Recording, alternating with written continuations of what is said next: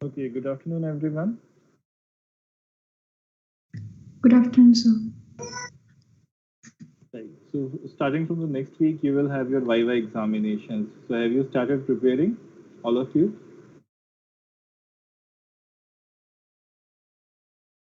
Yes, sir. Yeah, I still can see only 40 people here.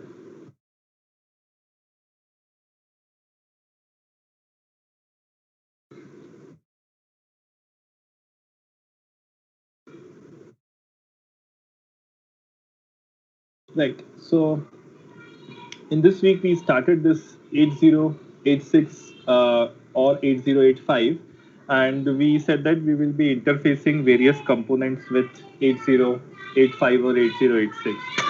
Right? So this 8255 programmable peripheral interface is there, which functions like a USB hub, right? You can connect various devices through that, and in laboratory we have seen that we have connected various switches, we have connected displays from where we can display something. So in one example, we saw that we can connect a set of switches, a set of 8 switches, and when they are switched on or switched off, correspondingly, it will be displayed onto a set of LEDs which was attached to port A, right?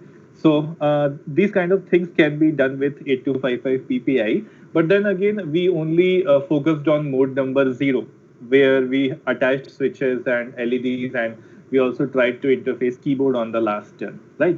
So the point is, it also has mode number 1 and mode number 2, which are more useful as compared to mode number 0 in most of the cases. So today we will theoretically focus on those two modes, and in the coming laboratory sessions we will discuss attaching of components by using those modes, right?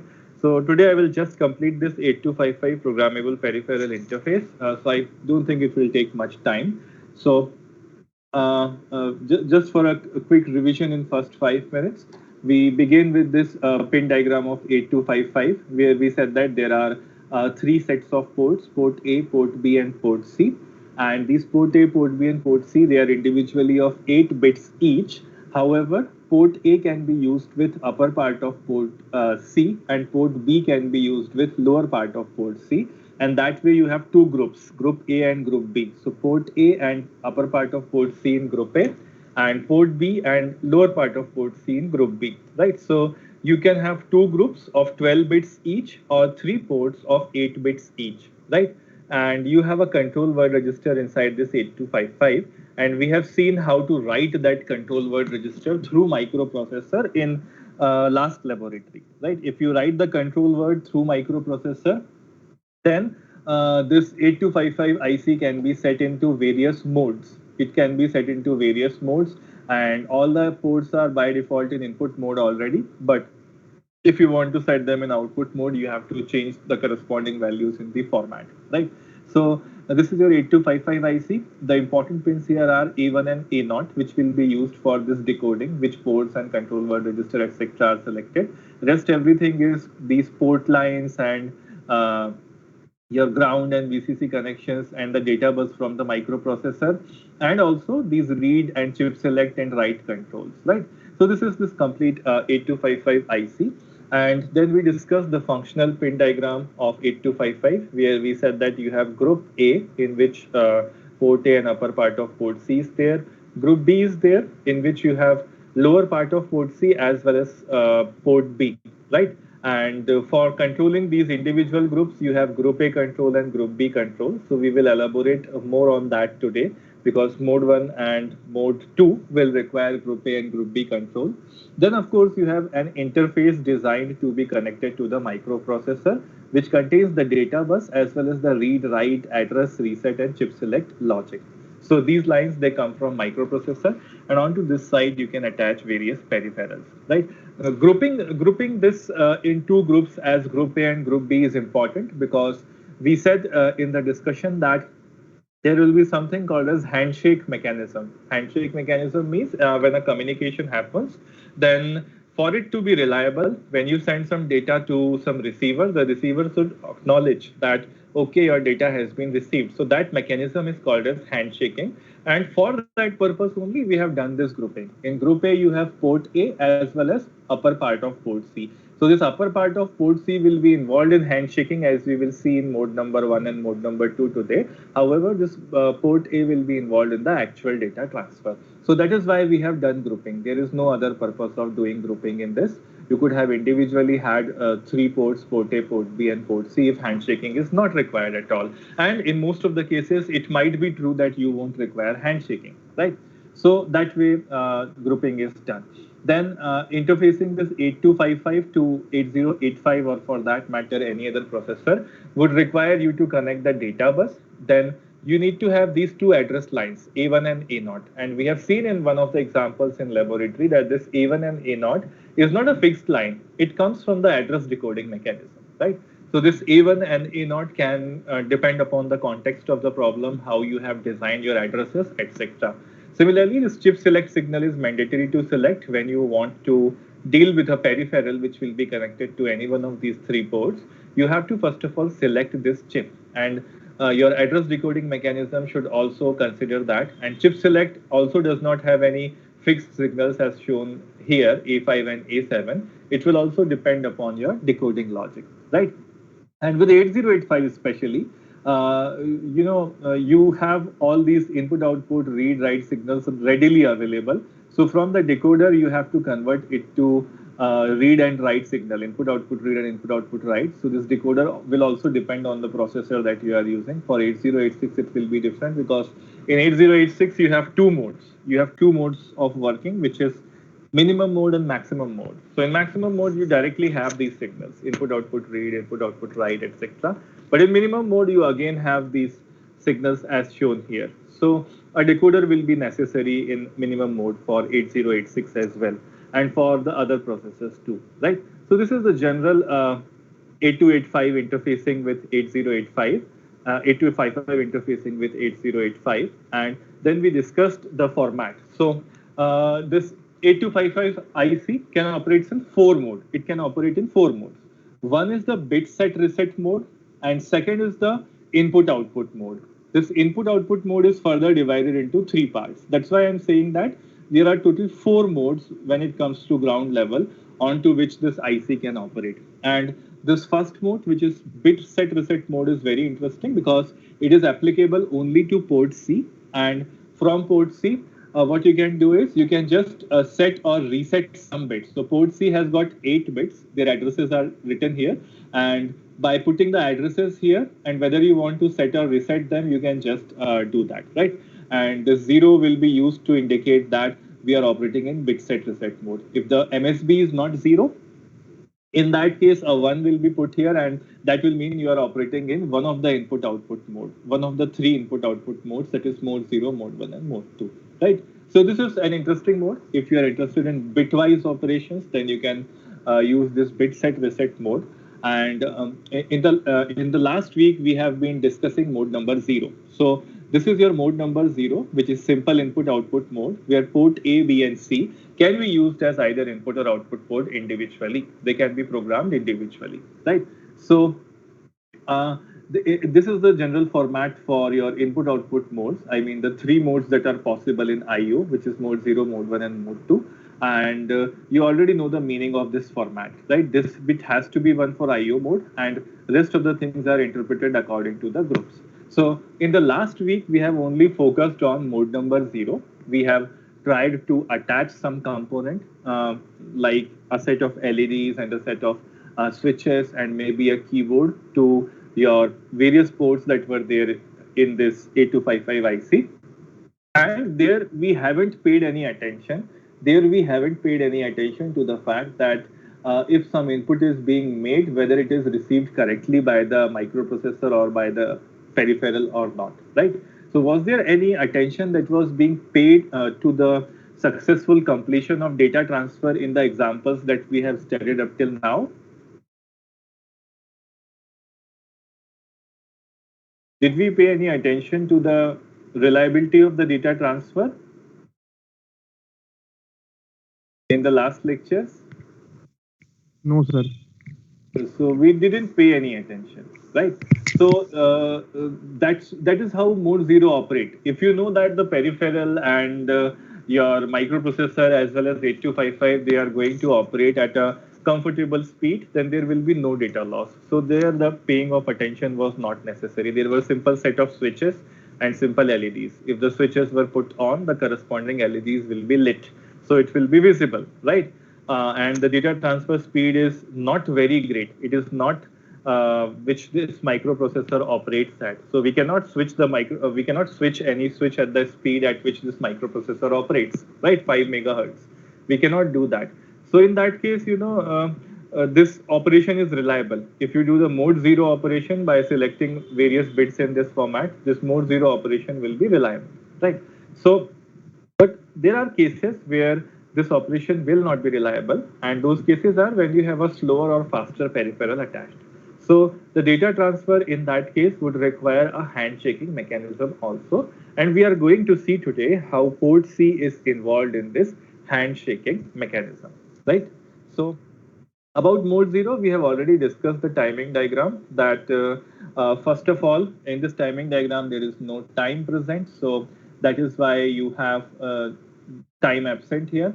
And then you have to have chip select as well as A0, A1 activated prior to activation of anything. We have already seen it from the hardware diagram that if you want to access a peripheral, first of all, the chip select signal should be activated. That is 8255 IC should be selected together with the fact that A0, A1 be specified. That is, we should know what we are dealing with, whether we are using port ABC or we are using the control word register. So this should be activated prior to the activation of anything.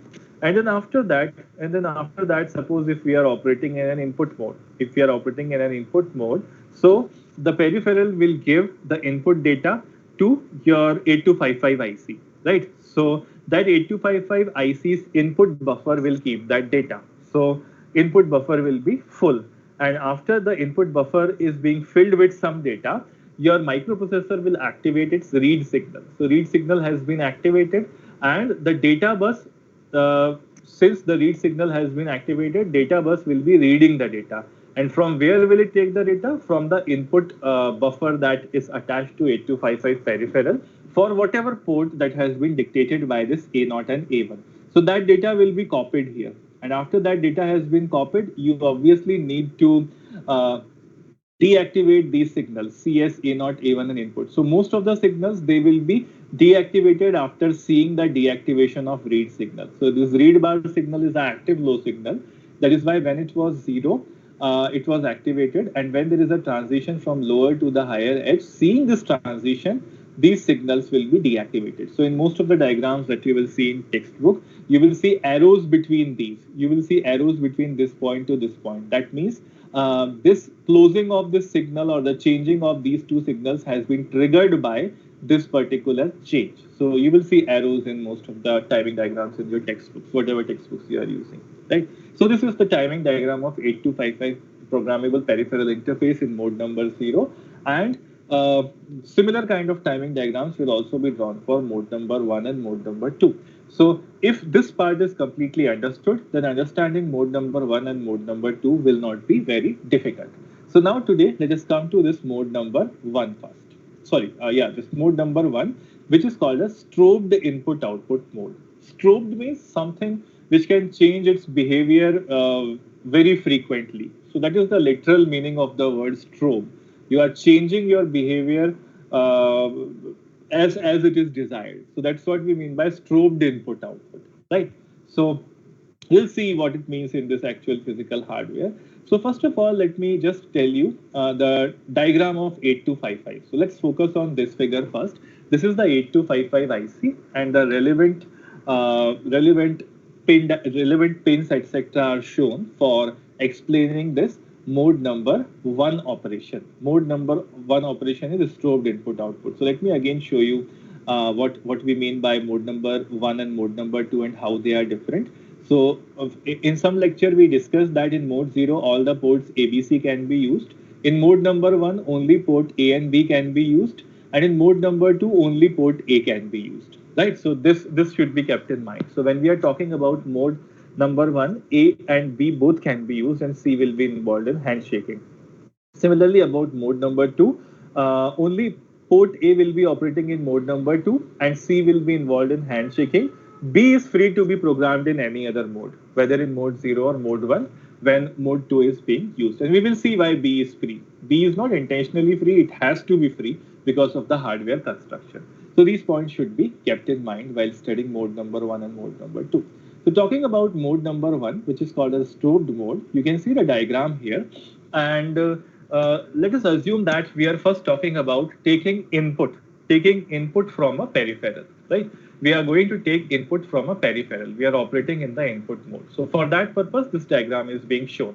You can see that this port A and port B, they are shown by a bunch of signals, which is PA0 to PA7 and PB0 to PB7. So your peripheral will be connected here, right? That's not an issue because anyway, peripheral will be connected and data has to be transferred. That is okay. But the main thing that we want to understand here is how handshaking is done, because that's an important issue. We need to understand how the data is transferred reliably. So suppose we are only considering this port A and we have connected a peripheral here which wants to transfer the data, So now you can see that this PC4, PC5 and PC3, these three bits of port C are shown here. PC4, PC5 and PC3, right? Remaining bits are used in the next section. So port number C has got 8 bits in all, out of which three bits of that particular port will be used with port A. And you can see those are PC4, PC5 and PC3. So they belong to the upper part of this port number C that you have, right? So this 0, 1 and 2, it will be involved with port number B. 0, 1 and 2 will be involved with port number D. And this bit number 6 and 7, it will be free.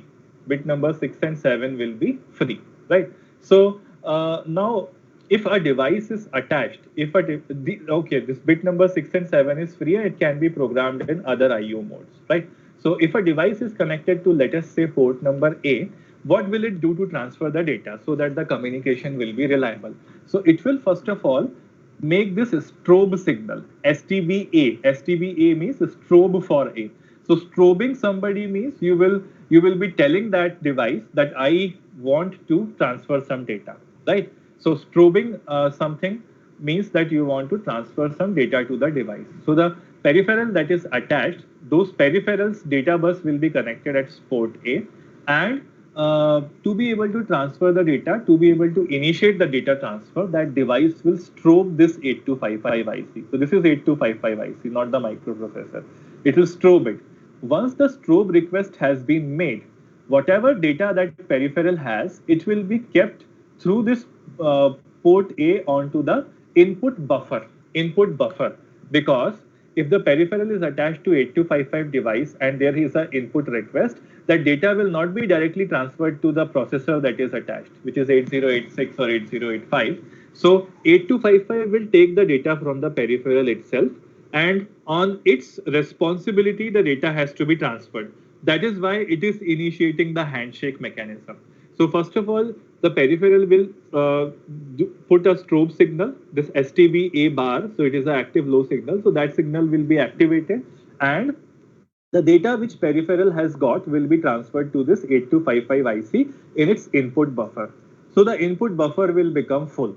This will be acknowledged. This will be acknowledged by this 8255 IC through this signal, IBFA. If this input buffer for A port is full, it will be made as an output. So this line will be set high when the input buffer will become full. So the peripheral will be okay. That peripheral will be like that my data has been received by 8255 on seeing this signal. So peripheral now has a reliability that its data is being transferred to 8255 and 8255 will take care of the data and transfer it to the microprocessor.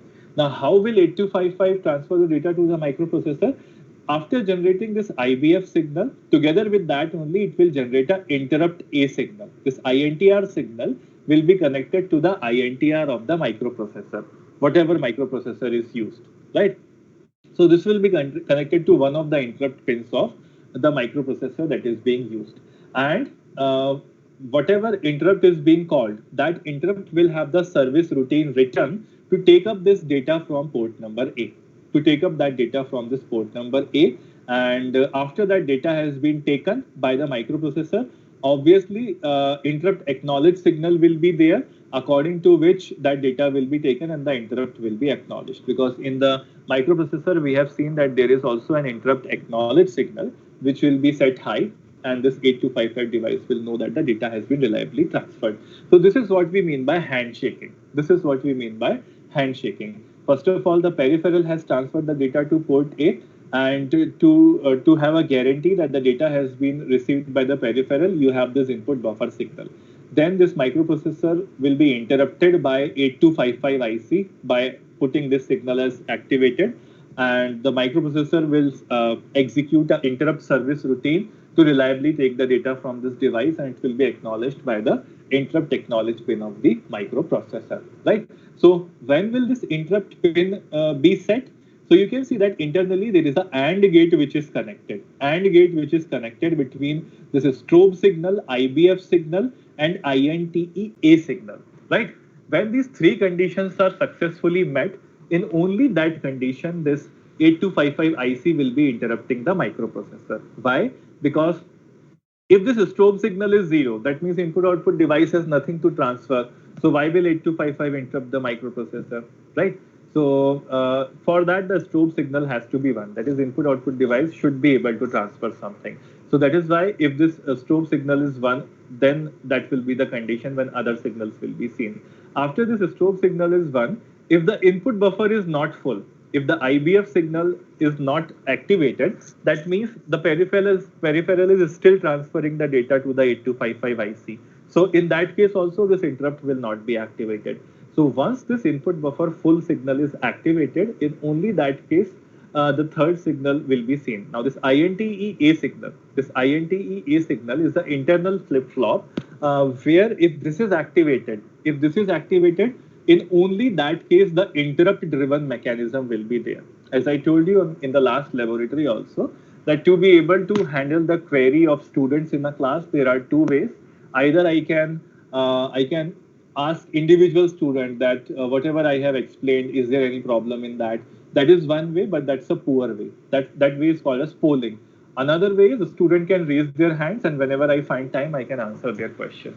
So that is the interrupt-driven way. So currently we are studying the input in interrupt-driven mode. So for that, this INTE-A signal has to be put on by the 8255 IC. So when these three conditions are met, in only that case, this interrupt signal will be given to the microprocessor, right? And I was talking about group A and group B control in one of the slides. So let me show you that slide. So here we were talking about this group A control and group B control. So the interrupt bit that you were seeing, it belongs to group A and group B control only. So you can see it here also in this diagram. This interrupt pin INT-A and INT-B that you are seeing, it is for group A and group B. So if the value of these flip-flops is 0, then this interrupt-driven mechanism will not be there and INTR will not have any meaning. The microprocessor has to actually have a routine which will be able to see this device every time, the device which is connected here by polling mechanism, right? So in that case, this interrupt will not have any meaning. So this is how input is taken from one port, and the same story is applicable to this port B also. So is this thing clear to everyone? How handshaking happens in microprocessor, then 8255, and then peripheral?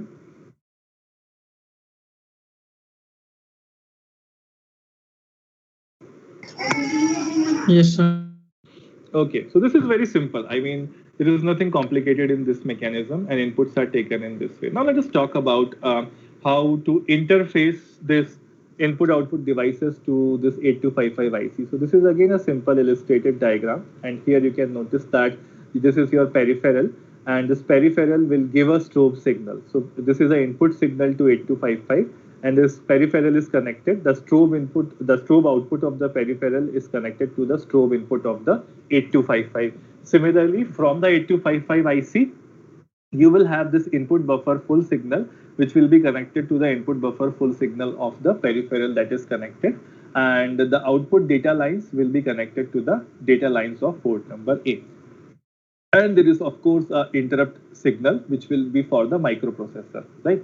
So similarly, you see here there is another device which can be connected to port number B. So this is port number B. By mistake, it has been written as port number A. So this is port number B.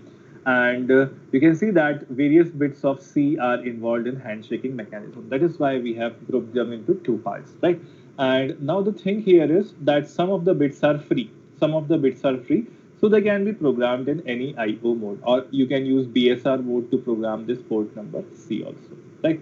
So let us move to the timing diagram. Let us move to the timing diagram of the input in mode number 1 in interrupt driven mode, right? So there could be interrupt driven mode also, or there could be polling mode also. About polling mode, we will talk a little later, but currently we are discussing reading the data from the reading the data from the peripheral to the processor by interrupt driven mechanism in mode number 1. So for this case, we have this timing diagram. So you can see here, you can tell me that what is the first thing that should happen out of these signals that are presented here. Strobe, input buffer full. This is not IBR, this is IBF. This is input buffer full. So strobe signal is there, IBF signal is there, interrupt signal is there, read, data on ports and data on bus. So you can see in this diagram, that the first thing that the peripheral will do is it will strobe the 8255 IC.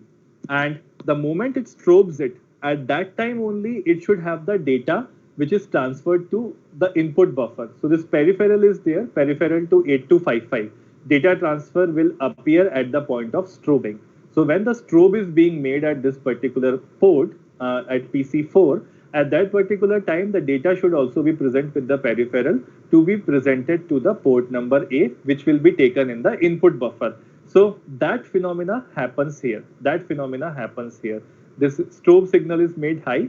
The peripheral to 8255 data transfer will happen, and then after what you will need is this input buffer full signal will be activated. Once the data has been received by 8255, this strobe signal will actually trigger this input buffer full signal. So this input buffer will become full and this signal will be activated.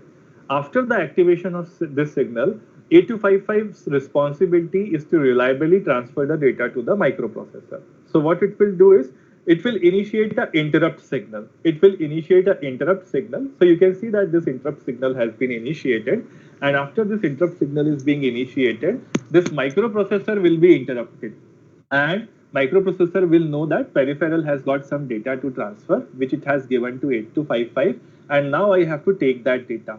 So since the microprocessor knows that it has to take that data because it has received a request on an appropriate interrupt pin, so it will be redirected to the appropriate interrupt service routine. In that case, it will enable its read signal. So you can see that the read signal is lowered here because read is actually an active low signal. It has a bar over it. So this signal is activated here. So once this read signal is activated, the data which was present with 8255 will now be transferred to 8085. So from the input buffer that you have, the data will be transferred to the 8085 or 8086, whatever processor is being connected, right? So once this process is over, this read signal will be lowered, and this will also trigger the operation of input buffer full. It will close that signal too. So read signal, when it closes, it will close this input buffer signal also, so that now the input buffer is empty and another strobe can be made and another data can be put. So this is how reliably the communication happens. And mind you, there is no timing sequence here. I mean, there is no timing interval here. Sequence is there. The sequence of operations has to be this only. And there is no time interval for these operations to happen, right? So whatever time the peripheral takes, it will be taking for transferring 1 byte of data. And that is how, whether it is slow or whether it is fast, everything can be accommodated here, right? So this is what we mean by mode 1 strobed input mode, right? So similarly, if you talk about this interrupt driven mode, but you talk about output. So in the case of output, similar strategy will. Yes, tell me. Sir, how the this IBF will know that it is full, input buffer is full. See, whenever your strobe signal is made, it is expected from the peripheral that it will keep some data onto the input buffer, right? So whenever this strobe signal is made, it will give it time for certain duration, as you can see from this signal. At the middle of this strobe signal somewhere, it will assume that the peripheral has been able to keep the data on that. Is it understood?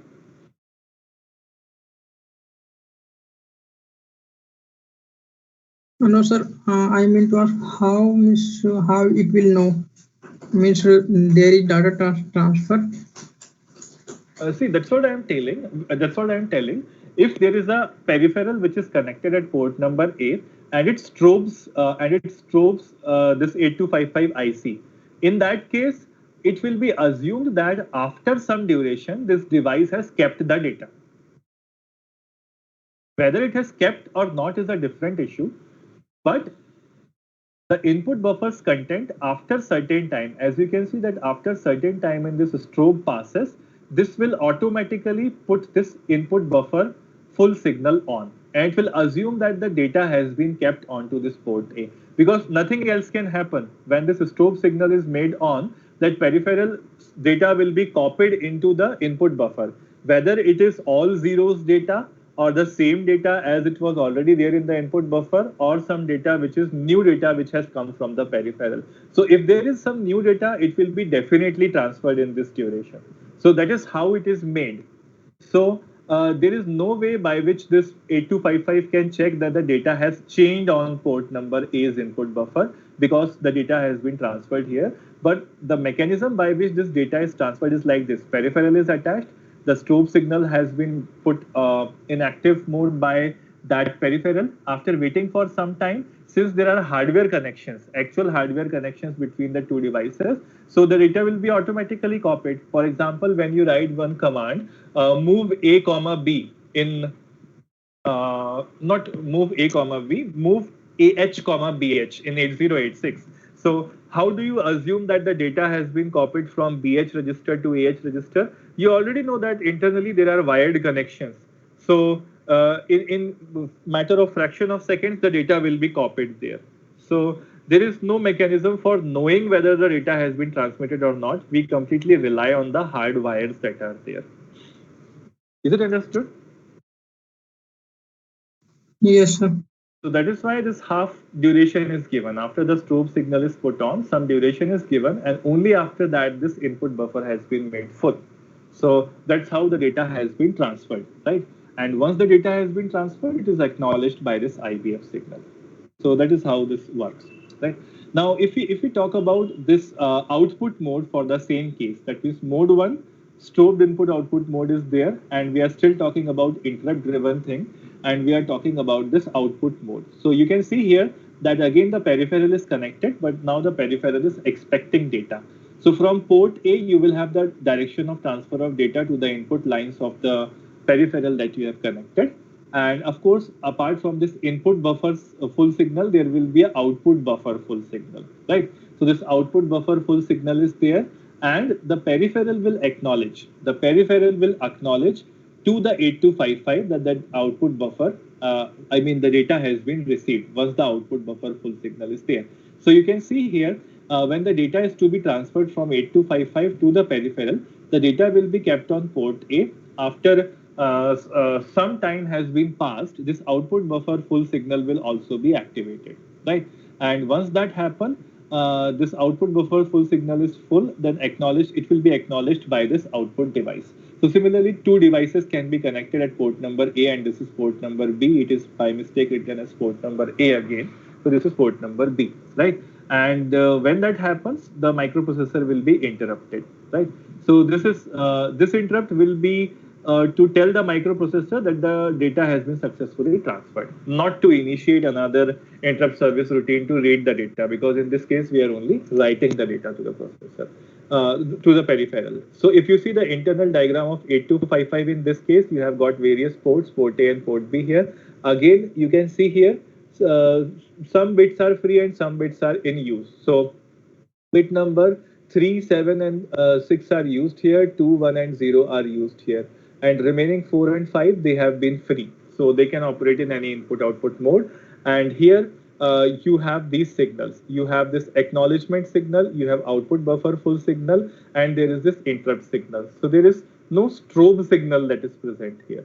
There is no strobe signal that is present here because peripheral will not be interrupting this 8255.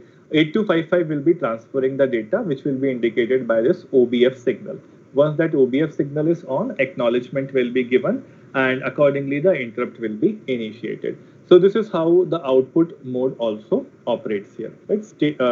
Now this is for input and output, but apart from this interrupt driven mechanism, as we have just discussed, there is a polling mechanism also. There is a polling mechanism also.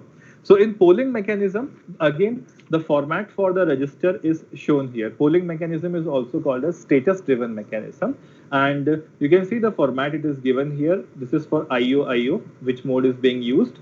And then these three signals, that is IBF, INTEA, and INTR. So this is for the input mode. That is why we have input buffer full here. So this is for port number A and this is for port number B. And port number C has nothing to do with this polling mode because in port number C only handshaking operation happens. So that will be free in this case.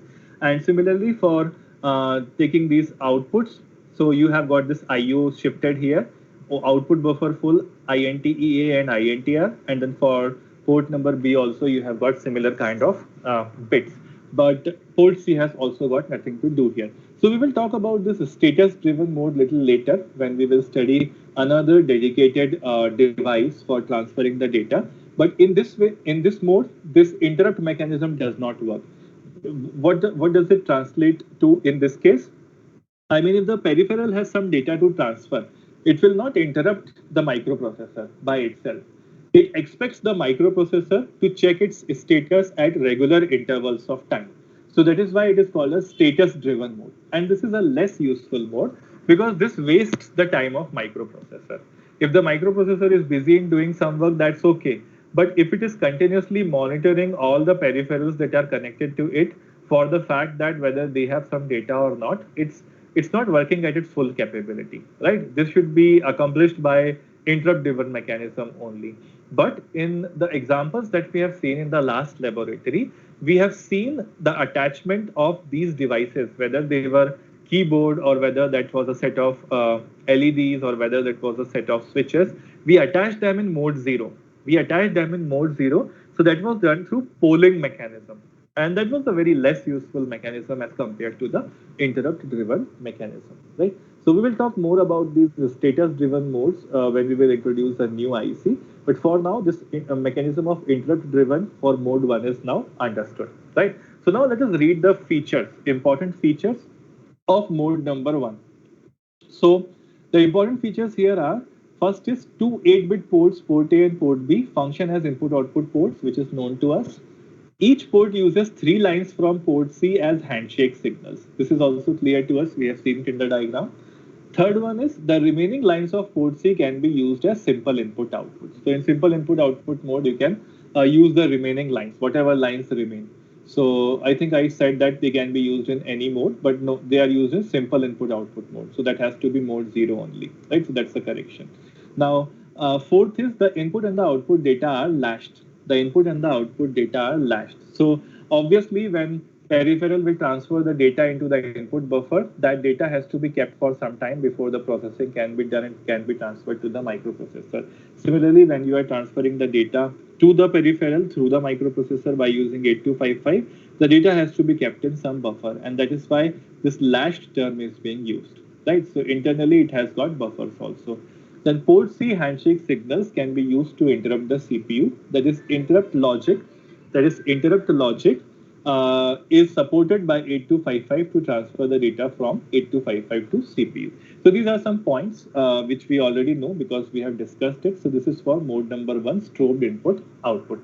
Now let us come to this mode number 2, which is again a strobed mode and bidirectional in nature.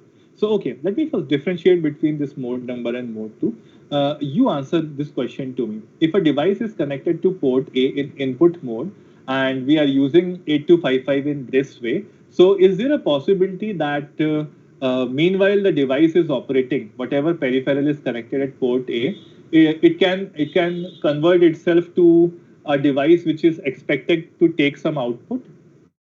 My question is, if a peripheral is connected as an input device to this port A, meanwhile when it is transferring the data, it decides to take output from this 8255. So will it be possible in mode 1 or not? No, sir. No, that is why it is called as unidirectional strobed mode, right? Mode 1 is called as unidirectional. Once a peripheral has been attached as input, it will remain as input forever.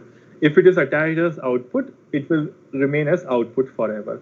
So this is also not a very good idea, because if you connect your pen drive to your system, sometimes you copy the data and after some time you give the data to that pen drive, or simultaneously you are copying some huge data from the pen drive to your computer, and simultaneously while that data is being copied to your computer, you are also transferring some file to your pen drive. So these two operations should happen simultaneously, and that is where the role of mode number 2 comes into the picture, which is called as strobed bidirectional input output, right? Strobed bidirectional input output.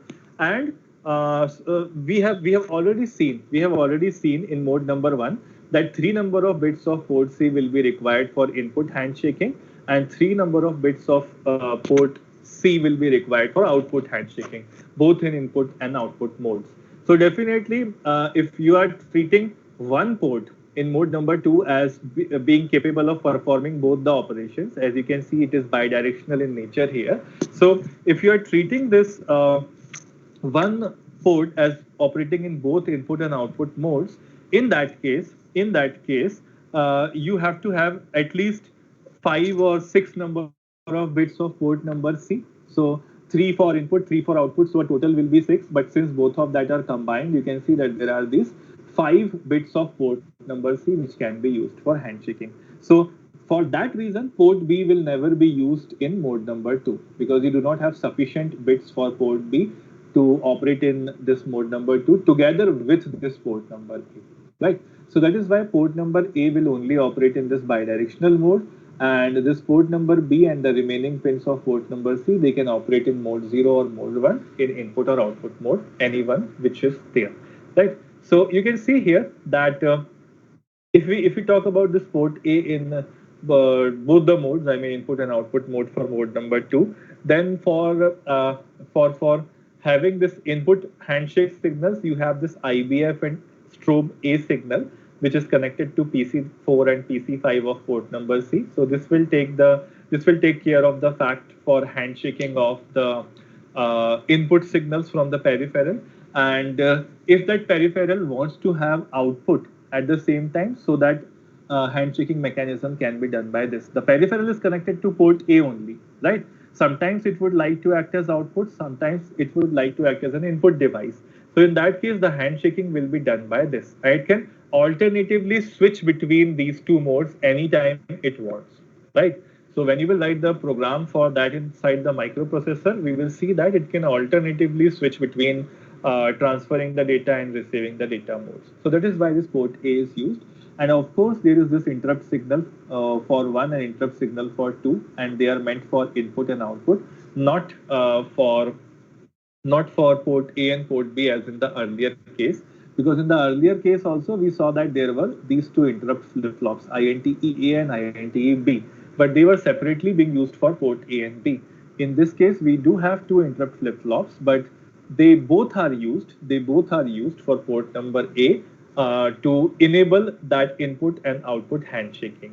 So it is also possible that for port A, if it is used in bidirectional mode, you can switch off this INTE2. So this input mechanism will not happen on port A, and it will only be acting as output port then. But that will be useless, because you wanted to have this bidirectional port, and later you are switching this INTE2 and making it as a unidirectional port. So what's the point? You could have operated in mode 1 only without wasting all these bits of port number C.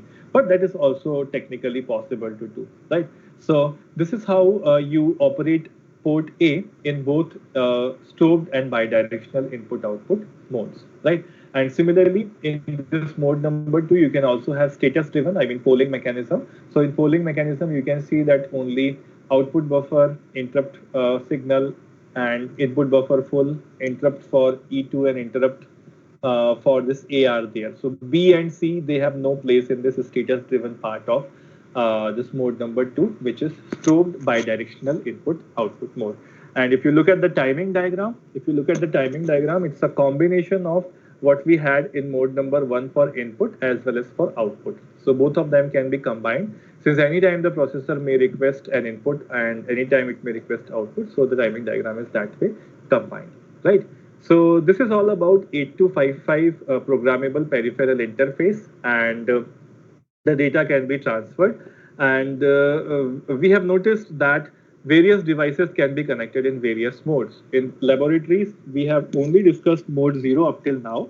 In the coming laboratories, we will be discussing mode number 1 and mode number 2 as well, with certain examples where we will try to connect maybe a display unit also. Keyboard, we have already learned how to connect partially. In the last laboratory, we were doing that program. So the explanation of that program is remaining, which we will see in certain lab. And we will also see how to connect a display unit, 7-segment display in either mode number 1 or mode number 2 to this particular device, right? So that completes the description of 8255 programmable peripheral interface. If you have any doubts, you may ask now. Otherwise, we have 10 minutes. If you want to discuss anything, we can discuss it.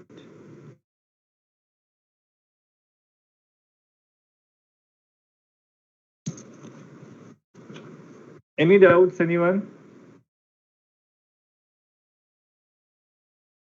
Raise your hands if you are present. Let me see how many of you are present.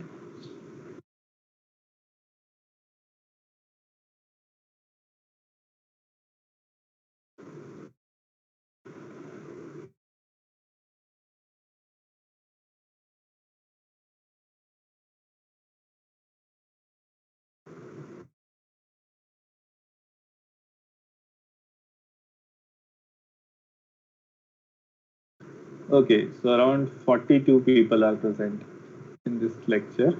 Okay, right. So in your groups, I have already circulated a list in your WhatsApp group as well as in your Microsoft Teams. I have already circulated a list where the name of people have been there in some order, right? So in that way only, I will be calling people for Viva, and Viva will happen in your laboratory session as well as 3 lectures that we have in the next week, right? So the format of Viva will be very simple. I'll be calling people by the name order that I have already given to you. In that order, people will be called, right? But in every session, in every lecture in the next week, I'll be first asking a tough question. I'll be first asking one tough question which will be open to all. And if you feel like you can answer that, whether your turn has come out or not, you can answer that question and you can just complete your Viva there itself, right? So there will be a involved question or tough question, which I will put as a general question to everyone, and I will give you 5 minutes to answer that question. So whosoever feels like answering that tough question, they can just go out of the turn and complete their Viva, and their Viva will be deemed as complete. But if nobody is able to answer that question, then the Viva will go in a regular fashion. I mean, I will be calling the names of people, and then you have to put on your camera, which is mandatory for monitoring purposes, that nobody is making a proxy in your place. And then I will be asking you a set of simple as well as complicated questions, and you have to answer depending upon your understanding. And with me, please be careful. If you do not know the answer, do not say incorrect things. If you know the answer, you say things correctly, that I know this answer and this is how it happens. If you do not know it, do not try to bluff me, because I will catch you there itself. I have been teaching this subject since ages. So if you try to bluff me, I will know there itself, right? So that should not happen. And when you will sit for your Viva, you have to put your camera on, as well as you cannot have any other thing attached to your ears. I mean, you can't use your earphones, etc. You might be having a speaker in your phone, and also you might be having microphone, which is inbuilt into most of the phones and computers these days. So I do not want to put you any headphone into your ears, because last turn it happened when I was taking Viva, that person was taking help from other people, right? And the voice that he was hearing through his earphones was audible in that recording also.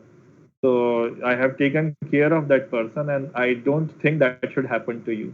So no earphones, nothing is allowed. You only have to sit, and if you want to refer to any material, you can keep it in front of you. That's not a problem.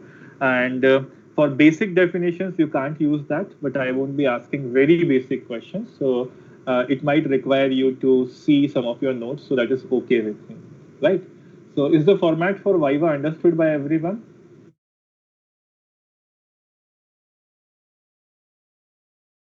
Yes, sir. Yes, sir.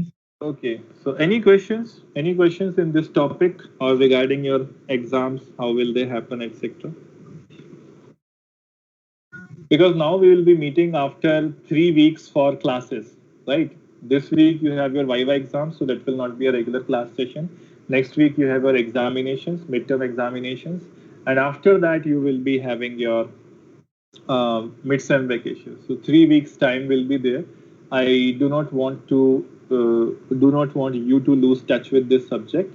And yeah, one more thing, that since this is a laboratory examination that is going to happen, so I'll be floating a problem also. You all have to write a program also. So meanwhile, I'll be taking the viva of people. All of you have to solve a problem that I will give, and I will create an assignment where that problem is to be submitted. So that will probably happen in the laboratory session, right? In the laboratory session, I will give you a program to make. You have to make that program and submit. And that program might be different for everyone. I will have 150 variants of the program, so it will be different for everyone, and that way you can't copy it, and you have to submit the result of that maybe in 20 minutes. It will be a short program, right? So that will be the format. Okay. So anything else? Sir, Yeah. sir, in mode 1 output, sir, what is after acknowledgement? What is the use of interrupt in that? Interrupt, because since when you are trying to give some output to the output device, but in which of the device will it be initiated? Will it be initiated in the microprocessor or the peripheral or the PPI? PPI? No, PPI No, no, is sir. just like USB hub. Yes, sir. Yes, sir. Sir, can you It repeat will the be question? initiated by the microprocessor itself. Ah, yes, sir. So that is why an interrupt is necessary to acknowledge that that data has been transferred. Sir after ignore sir ऐसे interrupt का use हुआ sir कि वो data micro Okay, processor से let me लिया just और वो show you the slide. You're talking about this mode number 1 one yes sir in this output scenario, right? Yes sir Let us see. There is this microprocessor at this position. It wants to transfer some data to the peripheral, which is connected at port number A, right? So it has initiated the data transfer to 8255. The data has been taken by this 8255, and now it will be transferred to the peripheral. So when it will be transferred to the peripheral, the output buffer signal full will be there, right? That the output buffer is full and the peripheral will read the data. Peripheral will acknowledge that I have taken the data. So at this stage, only 8255 knows that the data has been transferred. But it is not a master device, it is a slave device. It has to tell it to its master that whatever task you have given to me is completed. So for that, this interrupt that you see here, it will be connected to some acknowledgement pin of the microprocessor. sir first data will come from interrupt after microprocessor is send data the interrupt will receive no? No. This interrupt, you don't get confused with this terminology. See, the point is this 8086 has given its data to 8255. Is it okay? Sir I can't मतलब कैसे दिया उसने वही मैं पूछना चाह रहा था सर कि वो उसने इंफॉर्मेशन डाटा कैसे दिया किस पिन के थ्रू कल लैब में हमने एक प्रोग्राम लिखा था जिसमें हमने इसमें स्विचेस को कीबोर्ड किया का था। यस नहीं सर नहीं, स्विचेस को कीबोर्ड वाला प्रोग्राम यस तो सर हम लोग कर नहीं पाए थे, तो उसमें से यस हमने सर डेटा जो है वो जो स्विचेस थे उनसे रीड किया था। कीबोर्ड वाला प्रोग्राम नहीं हो पाया हाँ था, स्विचेस वाला प्रोग्राम हो गया था। यस तो सर वहां से डेटा हमने कैसे रीड किया था? By using in and out command. हाँ यस सर अच्छा So yes sir by yes that in and okay out command only हाँ the data will yes be sir get। Yes I got sir we confuse हो गए हो गया नहीं ठीक है, वो प्रैक्टिस से ही आती है वो चीज, इसीलिए मैंने आपको कीबोर्ड का प्रोग्राम खुद से समझने के लिए दिया था, but none of you have been able to do that. So anyway, we will discuss it on the next working term whenever it will be. But the point is, I can't explain every program to you. In life, programs will be there. You have to debug them. Making programs is easier. Debugging programs is little bit tougher. So this is an art, and that does not come by teaching learning process. It comes only by practice. So that's what we will do. Let's see whenever the next working turn will be there. So any more confusions or doubts in this?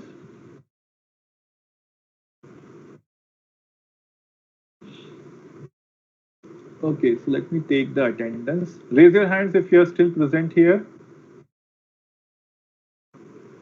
Let me see how many of you are still present.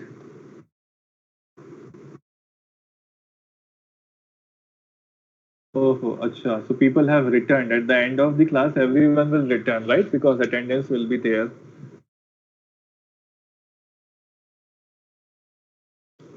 Okay, ठीक है. I'm closing the session.